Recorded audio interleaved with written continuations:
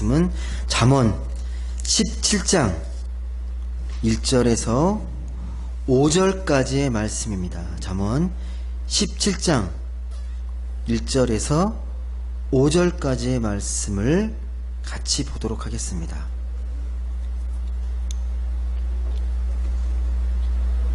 잠언 17장 1절에서 5절까지의 말씀, 제가 말씀을 봉독하도록 하겠습니다. 제가 말씀을 읽을 때 같이 따라 읽어주시면 감사하겠습니다. 마른 떡 한 조각만 있고도 화목하는 것이 제육이 집에 가득하고도 다투는 것보다 나으니라. 슬기로운 종은 부끄러운 짓을 하는 주인의 아들을 다스리겠고 또 형제들 중에서 유업을 나누어 얻으리라. 도가니는 은을, 풀무는 금을 연단하거니와 여호와는 마음을 연단하시느니라. 악을 행하는 자는 사악한 입술이 하는 말을 잘 듣고 거짓말을 하는 자는 악한 여가 하는 말에 귀를 기울이느니라. 가난한 자를 조롱하는 자는 그를 지으신 주를 멸시하는 자요, 사람의 재앙을 기뻐하는 자는 형벌을 면하지 못할 자니라. 아멘. 네, 오늘은 주님의 사랑으로 연단된 마음이라는 제목으로 같이 말씀을 나누도록 하겠습니다. 말씀을 보기 전에 우리가 지금 환경적으로 각 초소에서 예배를 드리다 보니까 여러 가지 불편하고 여러 가지 좀 이게 집중하기 어려운 환경일 줄 아는데요. 그럼에도 불구하고 우리 환경을 주장해서 또 우리가 예배하는 것, 또 우리 함께 말씀을 나누는 것 중에 하나님이 함께 하시리라 믿고 더 집중하여서 귀한 예배 또 귀한 말씀을 나눌 수 있는 그런 복된 시간이 되시면 좋겠습니다. 오늘 예배를 위해서 우리 잠깐 기도하도록 하겠습니다. 사랑의 하나님 감사합니다. 오늘 또 이렇게 우리가 각자의 초소에서 예배하지만 한 마음으로 한 공동체의 심정으로 함께 예배할 수 있는 귀한 마음 허락하여 주옵소서. 몸은 떨어져 있지만 우리 마음만은 늘 함께함으로 주님 앞에 한 공동체로서 귀하게 또 복되게 성령 충만한 예배 될 수 있도록 주님께서 함께하여 주시고 말씀하실 때에 우리 각자의 그 마음 가운데 가장 필요한 말씀으로 역사할 수 있도록 성령께서 이끌어 주시고 성령께서 함께하여 주옵소서. 감사드리며 사랑이 많으신 예수님의 이름으로 기도드립니다. 아멘. 지금 요즘 코로나로 인해서 일상이 많은 변화, 또 이렇게 길게 될 거라고, 장기화될 거라고 예상치 못해서 변화가 참 많은데요. 그 중에서 또 우리 자녀를 이렇게 키우는 부모 입장에서는 이 학생들도 큰 변수 중에 하나입니다. 일상의 큰 변화인데요. 지금 학교 다니는 아이들, 지금 학교 가지 못하고 주로 온라인으로 예배를 드리는데, 학교를 뭐 매일 가는 게 아니고 격주로 등교하거나 일주일에 한 번 등교합니다. 엄청난 변화인데요. 이것 때문에 해서 가정마다 참 여러 가지 일들도 많이 나타나고 여러 가지 가정의 어려움들도 많이 호소합니다. 원래는 뭐 이 일상이, 학생들은 학교에 가 있고 또 직장인들은 직장에 가 있고 뭐 또 주부는 또 주부대로 나름대로 이거 시간을 열심히 분주하게 보내는데, 함께 있다 보니까 여러 가지 좀 애로사항들이 많이 생기는 거죠.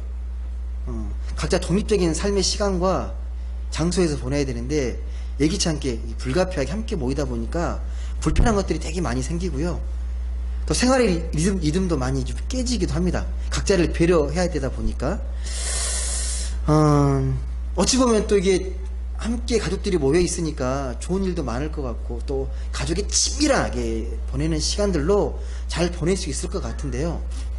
대부분의 피드백은요, 불편하다, 힘들다라는 그런 어려움들을 더 많이 호소하는 걸 느끼게 됩니다.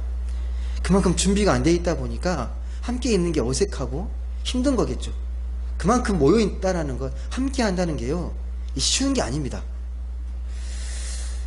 뭐 저희 집의 경우를 봐도요, 집에서 이제 아침 이제 9시가 되면 인터넷을 켜고 TV를 켜면서 그렇게 학교의 삶을 교육하면서 교육방송 보면서 이렇게 시작을 합니다. 여러 가지 부산하죠. 또 하루 종일 붙어 있다 보니까 맨날 싸우는 건 아닌데요. 자주 티격태격 하는 걸 많이 보게 됩니다. 뭐 이렇듯 뭐 함께 형제들이 보내는 시간이 많아지면 형제가 두터워질 것 같고 돈독해질 것 같은데요. 이거 잘못 보내게 되면요. 더 서로의 감정을 상하게 되고 서로의 감정을 상하게 하기도 합니다. 왜 그러냐면 밖에서는 이 사회적인 이 예의를 갖춰야 되고 사회적인 시선이 있으니까 더 조심하는데 집에서는 좀 편하게 좀 함부로 대하는 것들 있잖아요. 가족끼리. 그러다 보니까 함부로 말을 하게 되고 편하게 말을 하다 보면 상처 입게 되기도 하고 또 그게 또 이게 마음에 또 이 불신이 또 여러 가지 또 어려움들이 되기도 합니다. 또 집에서는 뭐 부모나 형제들도 마찬가지인데요. 좀 있는 그대로 받아주길 원하잖아요. 이게 잘 받아들여주지 않게 되면 어떤 반응을 보입니까? 아이들도 그렇고 뭐 그렇지만 짜증내잖아요. 내가 이렇게 뭔가 요구하는데 받아주지 않으면 막 짜증을 냅니다. 이건 아이들만 그런 게 아니고요. 어른들도 마찬가지예요. 어른들도 자기를 이해해 주길 바래요. 자기의 그 마음을 좀 이게 다독거려주고 토닥거려주길 바랍니다. 다 그런 어린 마음들이 있습니다. 대부분이 배려하기보다도 자기 마음을 우선시하면서 자기 마음을 먼저 이해해주고 또 알아주기를 바랍니다. 그런 의미에서 이 가족 간의 관계일수록 더 감정과 이런 마음에 대해서 더 세심하게 살펴보고 섬세하게 들여다보고 배려할 줄 아는 그런 마음들이 먼저 가정 안에서 이루어져야 합니다. 여하튼 우리는요, 이 가족뿐만 아니라 가족 안에서도 그렇지만 이 관계를 맺는 것, 공동체를 갖고 살아가는 것, 이게 결코 쉬운 게 아닙니다. 마음에 상처를 입고 또 상처를 주기도 할 수 있다라는 겁니다. 혼자 살지 않는 이상은 이건 불가피한 일입니다. 뭔가를 희생해야 되고 마음을 맞춰줘야 되고 또 뭔가를 타협해야 되고 이게 다 여러 가지 어려움들인데 우리가 그래서 아무리 괜찮아 보이는 사람들도요 여러 가지 마음의 그런 어려움들, 마음의 불만들, 마음의 그런 그 말 못할 아픔들, 이 감정의 그늘들이 있습니다. 예외가 없습니다. 근데 이것들을 잘 소화하는 분도 계시는데 그렇지 못한 사람들도 꽤 많습니다. 이거 잘 소화하는 분들은 좀 성숙하게 이것들을 소화하지만 그렇지 못한 사람들은요 이게 마음에 이 가시가 되어서 옆에 사람들을 콕 찌르는 사람들이 있다라는 겁니다. 보통 우리는 이 삶의 무게가 좀 이렇게 버겁게 느껴질 때요 이 원망하는 마음이 생깁니다. 이 원망의 마음을 풀어야 되는데 그 원망의 마음을 어떤 이 사회를 향해 이 원망이 향할 때도 있고 어떤 집단을 향할 때도 있습니다. 정작 이 원망을 풀 곳이 없게 되면요 가까운 사람에게 짜증을 냅니다. 근데 그 가까운 사람이 대개는 가족이 되는 경우가 많습니다. 가족이 됩니다. 이 가족 안에 짜증을 내는 경우가 되게 많잖아요. 화를 내고 분노하고. 근데 여러분 우리는 그렇게 서로 짜증을 주고받는 짜증의 욕바지가 아닙니다. 그런 정도 차원의 삶을 살아가는 그런 존재가 결코 아닙니다. 우리는 하나님의 사랑과 하나님의 생명을 담지하고 있는 고귀한 영혼입니다. 더 소중하게, 더 사랑으로, 더 정성 있게 대해야 합니다. 부모가 자식을 그래서 함부로 대해서는 안 되고요. 자식도 부모를 더 공경하고 소중하게 대해야 합니다. 이 사실을 온 마음으로 깊이 깨닫는 게 정말 중요합니다. 근데 우리는 순간순간 그걸 잊어버립니다. 특별히 부모가 자기 자식들을 소유물로 여기는 경우가 많잖아요. 그래서 내 꿈을 대신 이루어주는 꿈의 도구로 여기기도 하고 이 자식이 내 사회적 체면에 사회적 이신을 높여주는 그런 존재로 착각합니다. 그래서 부모가 자녀의 앞길을 계획합니다. 너는 이렇게 살아야 되고 이런 인물이 되어야 해. 그 계획대로 움직이기를 원합니다. 그러다 보면 자녀의 인격은 사라지고 자녀의 어떤 그런 권리나 마음들은 다 이게 희생이 되게 됩니다. 여러분, 가정에서 존중받지 못하는 아이들은요, 밖에 나가서도 결코 존중받지 못합니다. 예.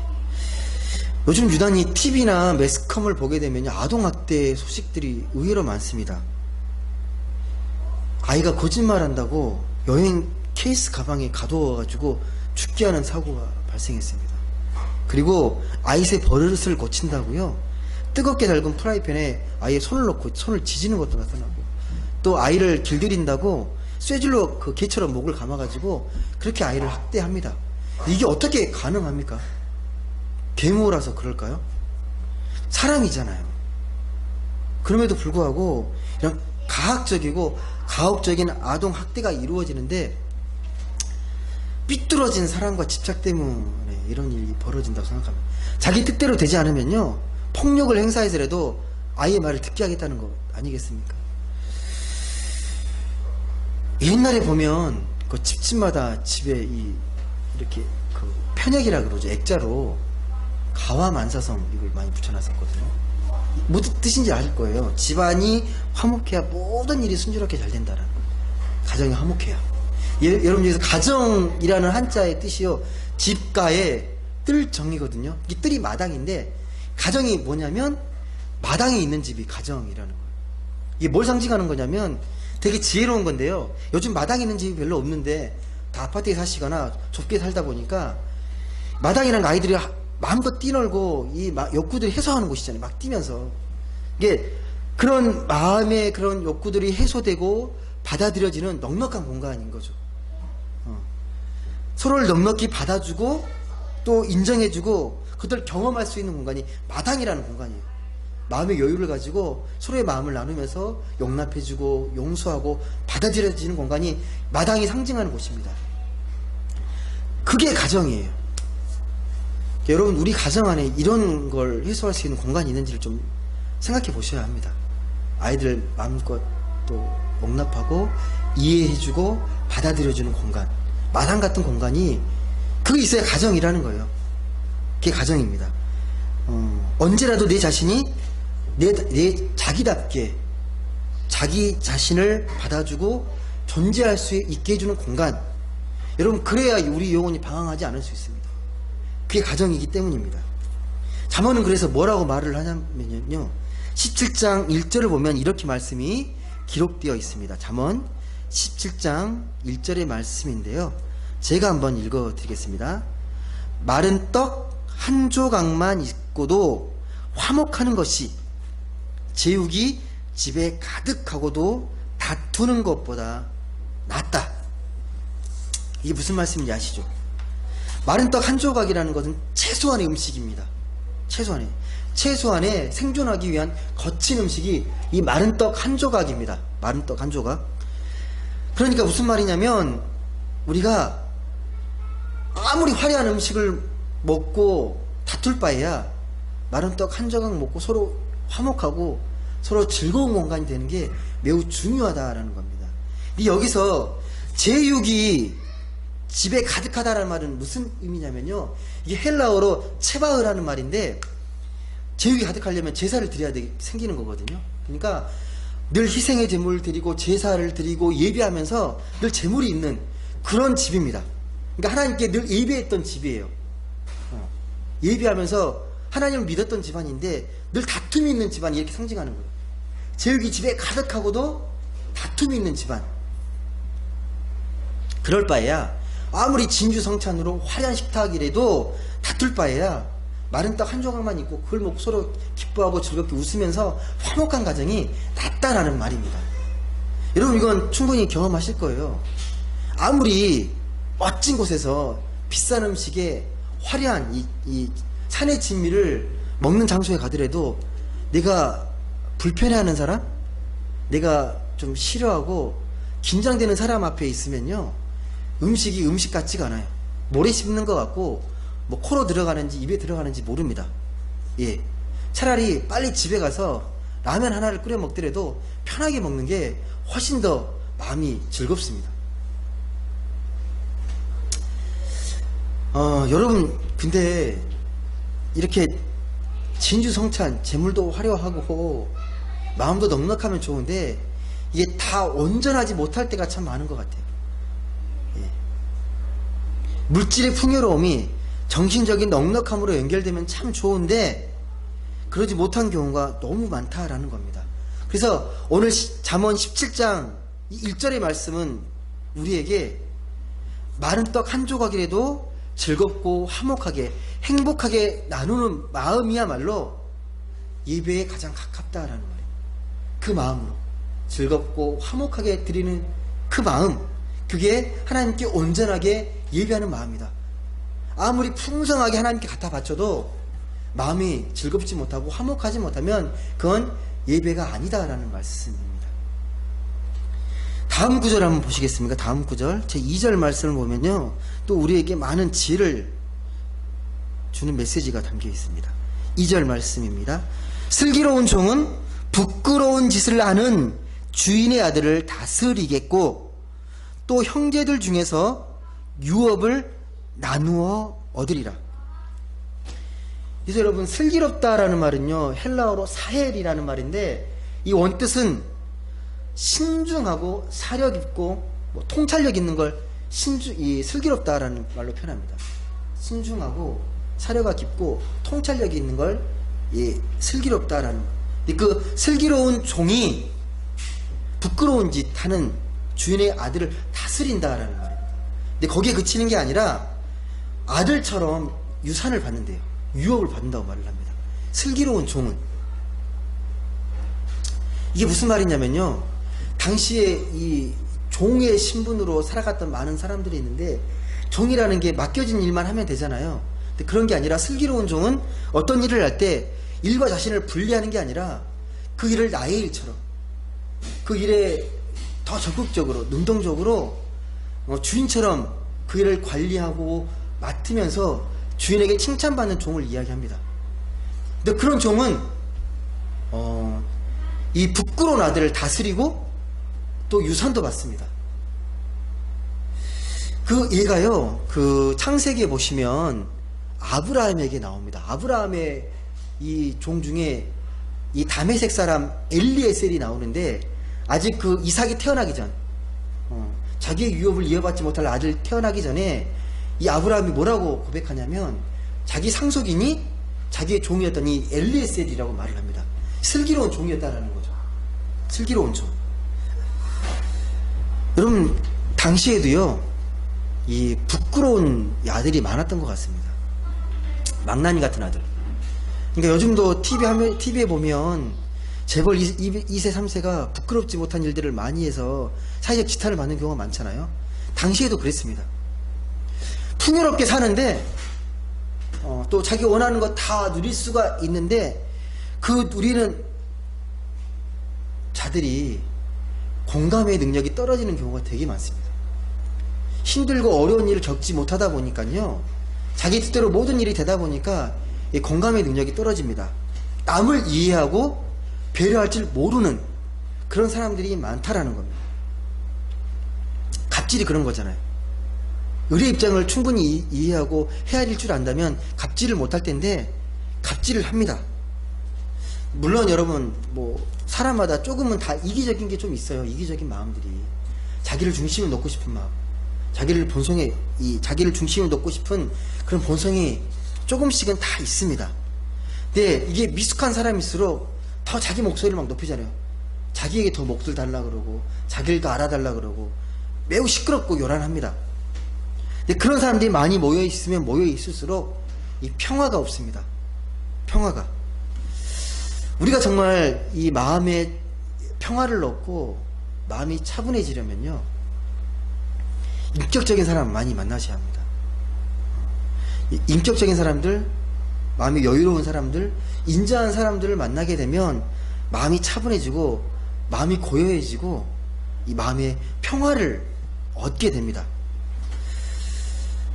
여러분, 그런데 살면서 경험하는 것이지만요, 그런 사람들은 많은 경우에 이 고난의 시간을 겪어낸 사람들일 경우가 많습니다. 고난의 시간을 잘 이겨내고 성숙한 사람이 평화로운 사람이고 인격적인 사람입니다. 고난을 좋아할 사람은 없지만 이 고난의 유익은 분명합니다. 이게 뭔지 아십니까? 고난을 좋아할 사람은 없지만 고난의 유익은요, 고난을 겪을 때 자기가 얼마나 무력한지, 자기 자신이 얼마나 연약한지를 깨닫게 됩니다. 내가 잘난 줄 알았는데 내가 가진 지식이 얼마나 형편없는 것인지, 그리고 나의 생각이라는 게 완벽하지 않고 부족하다는 것, 틀릴 수 있다는 것, 내가 생각하는 게 내 인식이 참된 인식이 아니라는 것, 아, 내가 편견일 수도 있겠구나 라는 마음, 그 열린 마음으로 갖고 우리가 깨닫게 되는 계기가요, 고난일 경우가 많습니다. 고난일 경우가. 그래서 성경에서는 이 17장 3절에서 이렇게 말을 합니다. 17장 3절 제가 말씀을 읽어드리도록 하겠습니다. 17장 3절. 도가니는 은을, 풀무는 금을 연단하거니와 여호와는 마음을 연단하시느니라. 이게 그 고난이 연단이 되는데요, 오늘 말씀을 보게 되면 도가니가 은을 연단하고 풀무가 이 금을 연단하는 것처럼 여호와께서는 우리의 마음을 연단한다고 말을 합니다. 마음을 연단하는. 연단을 좀 쉽게 이해하기 위해서 여러분, 그 사극에 보시면 그 대장간에 대장장이가 나오잖아요. 대장간에서 이렇게 우락부락한 사람이, 이 팔뚝이 이런 사람이 그 쇠에게 풀무에서 딱 꺼내가지고 쇠가 시뻘겋게 달궈져 있으면 그걸 이제 놓고 막 망치 두들깁니다. 막 한참 두들기다가 이제 검게 될 무렵에 물에 들어가 식혀요. 푸시 들어가 수증기가 막 올라오잖아요. 그러면 다시 꺼내서 또 망치를 막 계속 두들깁니다. 그 과정을 반복해서 담금질을 통해서 뭐 호미도 만들고 곡괭이도 만들고 칼도 만들고 그렇게 합니다. 이렇게 계속 다듬어서 그렇게 정제된, 연단된 하나의 그 물건들이 만들어집니다. 수없이 두들겨 맞는 거죠. 예. 그 온전한 그 물건을 만들어질 때까지 계속 두들깁니다. 우리 삶이라는 게 그런 거라는 생각이 들어요. 우리가 살아가면서 즐겁고 행복한 일만 많으면 좋겠지만 시련이랑 고난들이 늘 찾아옵니다. 또 고뇌하게 하고 고민하게 만드는 많은 문제들을 우리가 겪게 됩니다. 이 모든 과정들이 풀무에 연단되는 과정입니다. 이 고난의 담금질을 통해서 우리가 신앙인으로 성숙해지고 더 깊어지는 거죠. 근데 여러분, 고난을 겪는다고 다 똑같이 연단되진 않아요. 어떤 분들은 더 망가지죠. 더 망나니가 되는데, 어떤 사람들은 고난의 과정을 겪으면 겪을수록 더 단단해지고 더 든든해지고 더 성숙해집니다. 그 분기점이 연단이에요.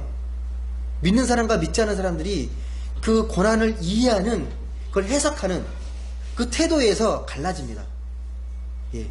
시련이 닥쳐올수록 더 망가지고 더 삐뚤어지는 사람이 있고, 그 고난을 물론 힘들고 원망하고 불평하지만 그것을 하나님 앞에서 신앙으로 성숙해가는, 승화시켜 나가는 사람들이 있습니다. 그 분기점이 연단의 신앙입니다.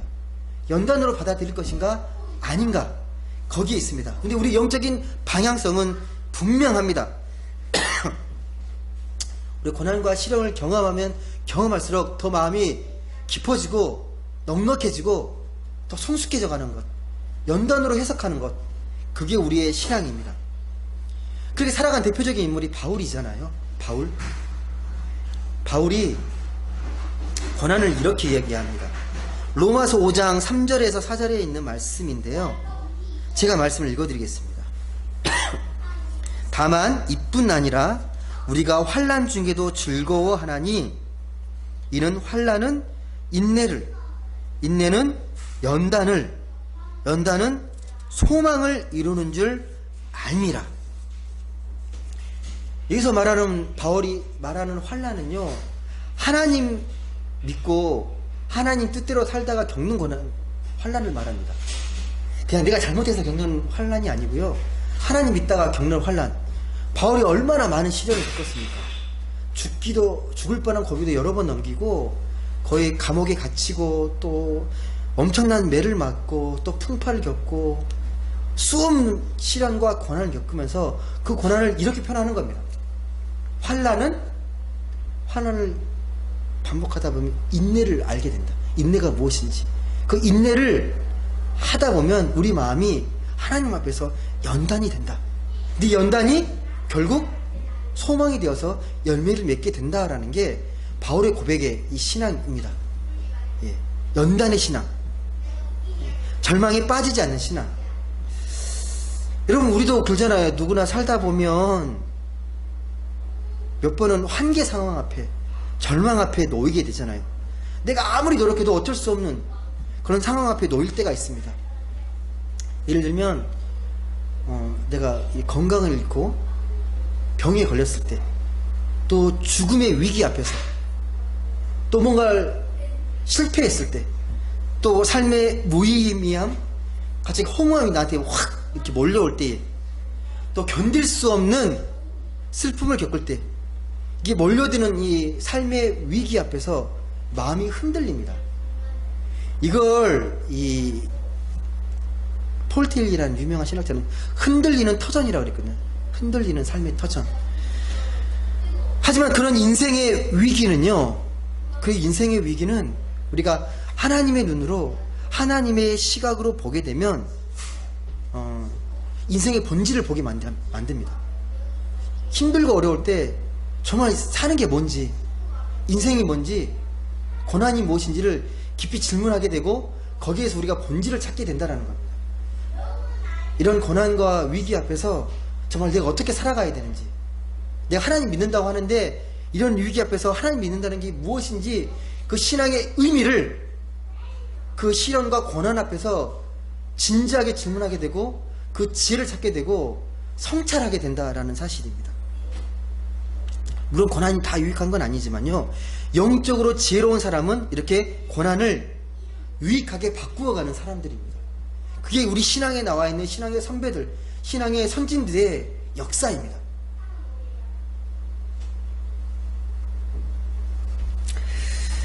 여러분, 그 마지막 구절 한번 볼게요. 마지막 구절이 거의 우리 본문 말씀의 결론적인 말씀이기도 한데요. 한번 5절 말씀 같이 보도록 하겠습니다. 5절 말씀 같이 보겠습니다. 시작. 가난한 자를 조롱하는 자는 그를 지으신 주를 멸시하는 자요, 사람의 재앙을 기뻐하는 자는 형벌을 면하지 못할 자니라. 여러분, 이 고난에 대한 이해를 잘못하게 되면요, 가난한 자를 보고 조롱하게 됩니다. 여러분, 남이 잘못됐을 때, 남이 이렇게 힘들어할 때 그걸 즐기는 사람들, 남이 잘 될 때보다 남이 안 된다고 그랬을 때 더 그걸 막 속으로 막 기뻐하고 즐거워하는 사람들이 있습니다.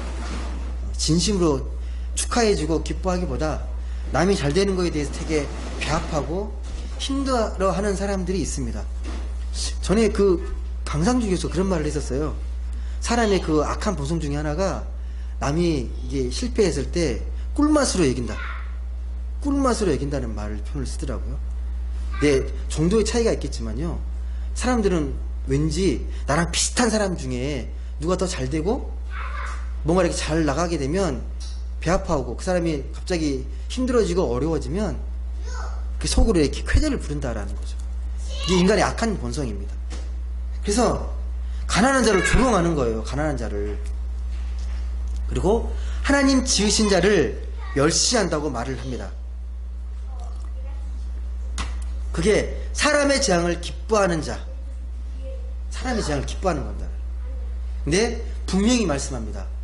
가난한 자를 조롱하고 하나님 지으신 자를 멸시하고 사람의 재앙을 받아서 이 불행해하는 사람들을 막 기뻐하고 막 꿀맛으로 여기는 사람들, 하나님께서 벌을 내리시겠다라고 말씀합니다. 여러분, 이게 왜 그러냐면요, 사람을 조롱하는 건요, 그 속에 담겨 있는 하나님의 형상을 멸시하고 모욕하는 겁니다. 하나님의 형상대로 지은 사람을 멸시하는 거예요. 그걸 하나님께서 용납하지 않겠다라는 말입니다.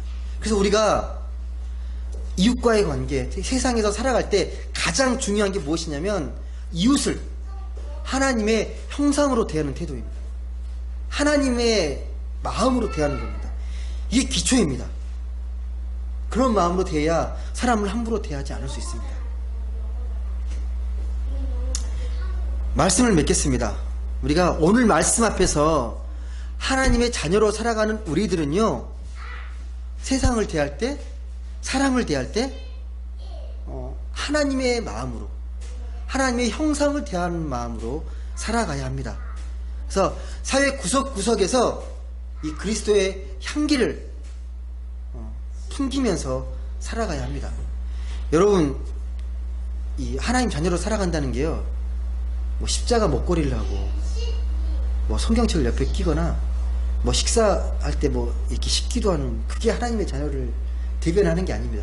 그런 표식이 전부가 아닙니다. 가장 중요한 건 우리가 세상을 살아갈 때 다른 사람들을 아끼고 존중하는 그런 문화를 만들어가는 거예요. 내가 있는 자리에서. 그걸 통해서 사람이 얼마나 귀하고 소중한지, 사람이 꽃보다 아름답다고 말하는 그 고백처럼 우리가 그렇게 세상을 바꾸어 나가는 것, 그게 하나님의 형상으로 사람을 대하는 그런 문화입니다. 여러분, 사회가 혼돈스럽고 어려운 시대일수록요, 근본에 충실해야 합니다. 기본에 충실해야 합니다. 우리가 교회가 요즘 많이 비판받고 손가락질을 받는데, 그럴 때에서 교회가 무엇인지, 신앙이 무엇인지 물어봐야 되잖아요. 어떻게 사는 게 신앙인이고 이 시대의 교회의 사명이 무엇인지 그걸 자꾸 따져 물어야 합니다. 우리가 높은뜻 교회라는 이름을 달고 있는데, 높은뜻 정신이라는 게 다른 게 아닙니다. 특별한 게 아니고요, 교회 정신을 회복하자라는 거예요. 근데 워낙 이것들을 안 지키면 이게 되게 특별하게 보이는 것 뿐이에요. 하나님 말씀대로 순종하는 것, 하나님 주인 되시는 교회를 만들어 가는데 특별한 게 아니잖아요. 근데 교회가 그것들을 안 지키니까, 건강하지 못하게 자꾸 세상과 괴리되니까 욕을 먹고 또 세상 가운데에서 많은 지탄을 받는 겁니다. 여러분이 머물고 있는 가정이든 이 삶의 자리를 한 구석이라도 아름답게 밝게 비치는 작은 등불이 되셨으면 좋겠습니다. 특별한 게 아닙니다. 여러분 주위에서 이 따뜻하고 좀 상쾌한 분위기를, 코로나일수록 여러분 때문에 분위기가 따뜻해지고 더 상쾌해진 분위기를, 또 서로 아끼는 마음이 당연한 것으로, 그런 환경으로, 그런 장소로 바꾸어 가셨으면 좋겠습니다. 그것이 하나님 나라를 꿈꾸는 하나님 자녀의 삶의 태도이기 때문에 그렇습니다. 이번 한 주도 여러 가지 삶의 고민과 걱정이 참 많겠지만요, 그런 문제를 고민하면서 남에게 해를 끼치거나 남에게 피해를 주는 게 아니라 하나님의 형상인 이웃을 더 아끼고 사랑하면서 선한 마음으로 또 선한 일을 하면서 그 하나님 은혜와 사랑의 삶을 실천하며 그렇게 행복과 기쁨을 나누며 살아가셨으면 좋겠습니다. 그 삶의 진정한 기쁨과 감사와 평안이 있기 때문에 그렇습니다. 부디 그런 삶으로, 그런 복된 삶으로 이 땅 가운데 하나님의 나라를 더 아름답게 만들어가는 우리 모두가 될 수 있기를 주님의 이름으로 간절히 소망합니다. 기도하겠습니다.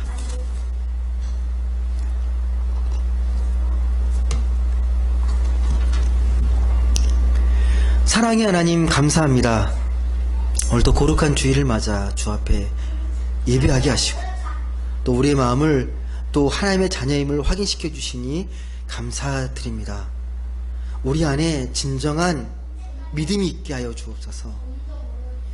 우리 앞에 닥쳐오는 고난과 시련 쉽지 않은 거고 말처럼 살아가는 게 어렵지만 그 삶의 시련과 고난이 우리의 마음이 연단되어져서 놀랍고 빛나는 보석 같은 그런 믿음으로, 그런 소망으로 승화되는 것임을 깊이 깨닫고 늘 주님과 동행하며 주님의 충만한 은혜로 우리 삶을 아름답게 가꾸어가는 그런 우리의 삶이 되게 하여 주옵소서.